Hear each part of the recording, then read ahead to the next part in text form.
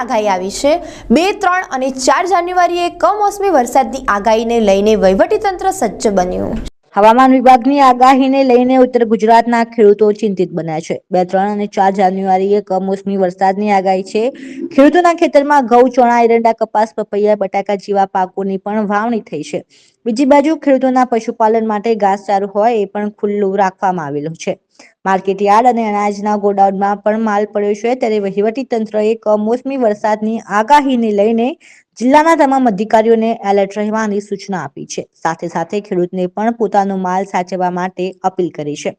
જિલ્લામાં આવેલી માર્કેટ યાર્ડમાં ખેડૂતો પોતાનો માલ વેચવા આવતા હોય છે અને વેપારીઓ માલનો સંગ્રહ કરતા હોય છે। ત્યારે માર્કેટ યાર્ડ તેમજ અનાજના ગોડાઉનમાં ખેડૂતોનો પણ માલ બગડી ન જાય અથવા તો સરકારી માલ પણ ગોડાઉનમાં બગડી જાય, જેને લઈને વહીવટી તંત્રએ વેપારીઓને પણ સૂચના આપી છે કે આ માલને તાડપત્રી અથવા અન્ય વસ્તુથી ઢાંકી અને માલનું રક્ષણ કરે। ત્યારે ગંજ બજારમાં વેપારીઓએ રાખેલા અલગ અલગ અનાજનો માલ હોય છે તેના તાડપત્રી ઢાંકી તેમજ અન્ય સુરક્ષિત જગ્યાએ રાખી વરસાદમાં કોઈ નુકસાન ના થાય તે માટે પ્રયત્નો પણ કરી રહ્યા છે। કમોસમી વરસાદની આગાહીને લઈને તંત્ર દ્વારા ખેડૂતોને પણ સાવચેતી રાખવા માટે અપીલ કરાઈ છે। આગાહીના પગલે ખેડૂતો પણ ચિંતિત બન્યા છે। તેમના ખેતરમાં ઘઉં, ચણા, એરંડા, બટાકા, પપૈયા જેવા પાકો સહિત પશુઓ માટે ખુલ્લામાં રાખેલા ઘાસચારાને તાડપત્રી ઢાંકી રક્ષણ આપવા પ્રયત્ન કરી રહ્યા છે। જોકે ખેડૂતોએ અત્યારે પોતાના પાક તેમજ ઘાસચારાને બચાવવાનો પ્રયત્ન કરી રહ્યા છે, પરંતુ આખરે તો આ સમગ્ર પ્રકૃતિનો આધાર કુદરત પર છે અને ખેડૂત કુદરત પર આધાર રાખી રહ્યા છે।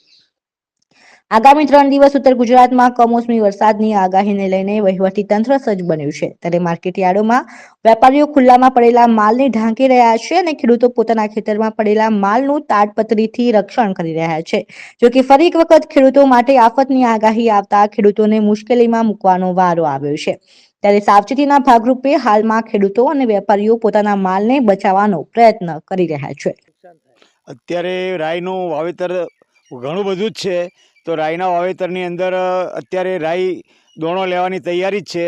તો વાદળો થવાથી રાઈનો પાક બધો નિષ્ફળ થાય, પછી એરંડામાં ઈયળો પડે, પછી ખાવા જીરામાં મોલો આવવાની શક્યતા રહે, એટલે બધો જ નુકસાન તો મોટા પાયે જ થાય।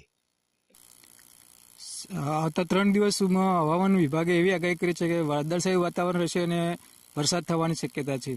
એ જોતા આપણા બનાસકાંઠા જિલ્લાની અંદર મોટા પ્રમાણમાં બટાકા, રાઈ અને મસાલા પાકો જેવા કે વરિયાળી, જીરું, મરચાં, બટાકા વગેરે પાકોનું મોટા પ્રમાણમાં વાવેતર થયેલ છે।